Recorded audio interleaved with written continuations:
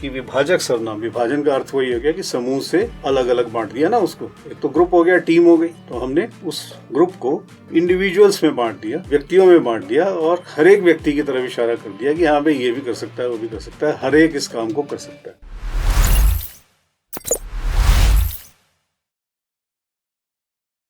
दोस्तों, आपके पसंदीदा नॉलेज चैनल इंग्लिश आसानी से के मंच पर एक बार फिर से आपका स्वागत है। हम इन दिनों पार्ट्स ऑफ स्पीच श्रृंखला पढ़ रहे हैं और उस श्रृंखला में के अंतर्गत हम फिलहाल प्रोनाउंस पढ़ रहे हैं या सर्वनाम पढ़ रहे हैं। तो हमारा अगला सर्वनाम है डिस्ट्रीब्यूटिव प्रोनाउन या विभाजक सर्वनाम। डिस्ट्रीब्यूटिव शब्द का जो मूल शब्द है वो है डिस्ट्रीब्यूशन, डिस्ट्रीब्यूट करना, बांटना। टॉफियाँ बांटी, मिठाई बांटी, किताबें बांटी। तो बांटते हम कैसे हैं? हमारे पास कोई एक चीज़ होती है, बांट तो तभी सकते हैं ना जब उसको अलग अलग करेंगे। यानी एक डब्बा मिठाई का है तो उसमें से हमने एक एक टुकड़ा सबको दिया, या एक केक है उसको काटा, कई टुकड़े किए, तब उसको एक एक टुकड़ा बांटा उसका, ठीक है ना। तो ये हमने क्या किया? केक का विभाजन किया, इसीलिए हिंदी में उसको विभाजक सर्वनाम कहते हैं। डिस्ट्रीब्यूटिव प्रोनाउन या विभाजक सर्वनाम उसका नाम है। तो अब इसकी परिभाषा देखते हैं, क्या डेफिनेशन है इसकी। Distributive pronounce refer to the members of a group of persons, places or things separately and not collectively. अब आप देखें यहाँ पर, अभी तक हम बात कर रहे थे कि भीड़ है, हर एक का नाम तो नहीं लिया, हमने बोल दिया भाई कोई भी नहीं चाहता, है ना। एक जगह हमने इशारा करना शुरू किया, ये, वो, या वह, हमने ये इशारा करना शुरू किया। अब यहाँ पर क्या है? ग्रुप है, लेकिन हम समूह है लोगों का, स्थानों का, चीज़ों का समूह है, लेकिन हम बिना नाम लिए, बिना नाउन के परिधि में जाए, हम उसके सदस्यों की तरफ इशारा करेंगे। कलेक्टिवली नहीं बोलेंगे कि भाई ये समूह या ये कक्षा या ये भीड़, ऐसा नहीं बोलेंगे। फिर भी हम नाम भी नहीं लेंगे किसी का, फिर भी हम अलग अलग उस समूह के सदस्यों की तरफ इशारा करेंगे। तो ये कैसे संभव हो सकता है? यहाँ हो सकता है, देखिए। Distributive pronouns refer to the members of a group of persons, places और things separately and not collectively. एक साथ एक समूह की तरह हम उन सदस्यों की तरफ इशारा नहीं करते, बल्कि अलग अलग लेकर चलते हैं उनको। कैसे संभव है ये?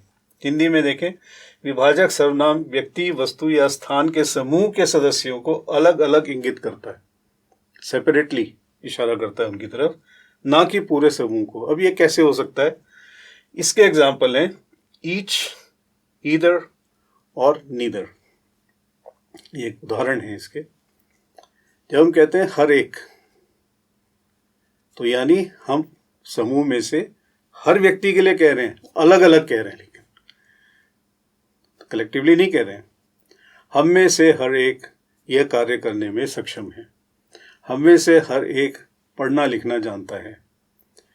क्या आप में से हर एक चित्रकारी कर सकता है? जब हम ये कहते हैं तो हम कह रहे हैं हर एक।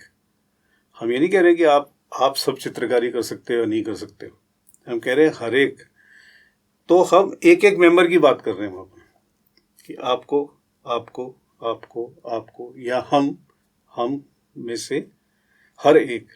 तो मुझे इसको, इसको, इसको, इसको ये कहने के बजाय हमने कहा हम में से हर एक। तो यहीं पर है ईच।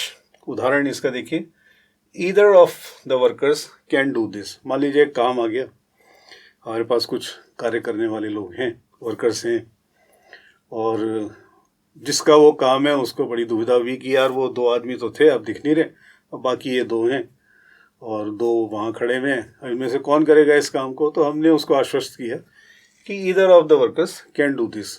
इनमें से कोई भी वर्कर जो है वो इस काम को कर लेगा, आप चिंता ना करें। वो 2 नहीं थे, कोई बात नहीं, ये भी कर सकते हैं, वो भी कर सकते हैं, उसमें चिंता करने की कोई बात नहीं है, ठीक है। तो यहाँ हमने क्या किया? हमने कहा ईदर, कोई भी वर्कर इसे कर लेगा। हमने हर एक वर्कर को एक तरीके से हर एक वर्कर की तरफ इशारा कर दिया। हमने पूरे समूह की तरफ भी नहीं किया कि हमारी टीम इस काम को कर लेगी, क्योंकि वो एक आदमी का काम है, टीम का काम भी नहीं है, एक आदमी का काम है। अगर टीम का तो हम कहते हैं सारा दल, लेकिन ऐसा नहीं है। हमने कहा हर एक वर्कर या कोई भी वर्कर इस काम को कर लेगा। तो हमने उस समूह में से, उस ग्रुप में से हर एक की तरफ इशारा कर दिया बिना उसका नाम लिए। हमने ये नहीं कहा कि इसमें बलजीत कर देगा, या इसमें सरबजीत कर देगा, या इसमें मोहित कर देगा, या इसमें जय कर देगा, ये नहीं कहा हमने।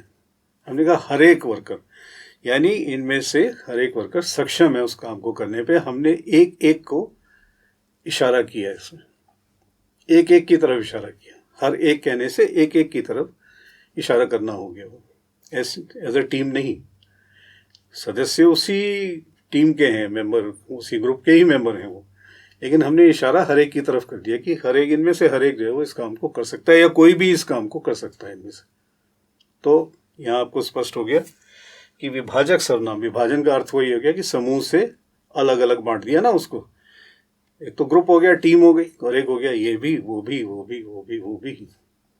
तो हमने उस ग्रुप को इंडिविजुअल्स में बांट दिया, व्यक्तियों में बांट दिया, और हर एक व्यक्ति की तरफ इशारा कर दिया कि हाँ भाई ये भी कर सकता है, वो भी कर सकता है, हर एक इस काम को कर सकता है। यहाँ हम कहें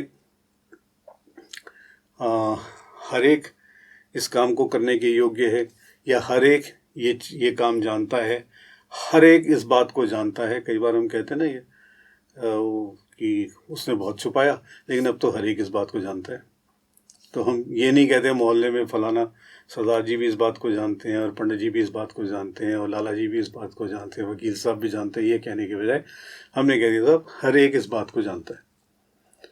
तो हमने उस समूह को इशारा किया, लेकिन उसके प्रत्येक व्यक्ति की तरफ इशारा किया, ना कि एज अ टोटलिटी में उस समूह की तरफ इशारा नहीं किया। तो ये आपको स्पष्ट हो गया होगा, उम्मीद है, कि विभाजक सर्वनाम किसी व्यक्ति, वस्तु या स्थान के समूह के सदस्यों को अलग अलग इंगित करता है, ना कि पूरे समूह को। हर एक, प्रत्येक, है ना, कोई भी या कोई भी नहीं, ये इसके उदाहरण हैं। हम ये कह सकते हैं इनमें से कोई भी इस लायक नहीं है। तो हम ये नहीं कहते इसमें ये सबके नाम लेके भाई ये भी इस लायक नहीं है, ये भी इस लायक नहीं है, ये भी इस लायक नहीं है, ये भी। इसके बजाय हम ये कहते हैं इसमें कोई भी इस लायक नहीं है। तो हम हर एक की तरफ इशारा कर रहे हैं, एक एक की तरफ इशारा कर रहे हैं। हम उस समूह को बांट रहे हैं, विभाजित कर रहे हैं यूनिट्स में। ये एक, ये एक, ये एक, उसमें विभाजित कर रहे हैं, डिस्ट्रीब्यूट कर रहे हैं। इसलिए इसको डिस्ट्रीब्यूटिव प्रोनाउन कहते हैं, या विभाजक सर्वनाम कहते हैं। हमें उम्मीद है कि आपकी समझ में इन उदाहरणों से अच्छी तरह आ गया होगा कि विभाजक सर्वनाम क्या होते हैं, उनका क्या महत्व है, वो किस तरह नाउन की जगह लेते हैं। और आपको समझ आया है तो हमारे इस अंक को भी लाइक कीजिए, हमारे चैनल को लाइक कीजिए, हमारे चैनल को सब्सक्राइब कीजिए, बेल आइकन को दबाइए, और अपने मित्रों, परिजनों और परिचितों के साथ इसको शेयर कीजिए। और हर उस व्यक्ति के साथ इसको ज़रूर शेयर कीजिए जिससे आपको लगता है कि अंग्रेज़ी सीखने की इच्छा है या अंग्रेज़ी सीखने की ज़रूरत है, उसके साथ ज़रूर शेयर कीजिए। अपने अगले अंक में हम आपके साथ, आपके सामने फिर एक नया टॉपिक लेकर प्रस्तुत होंगे। तब तक के लिए विदा।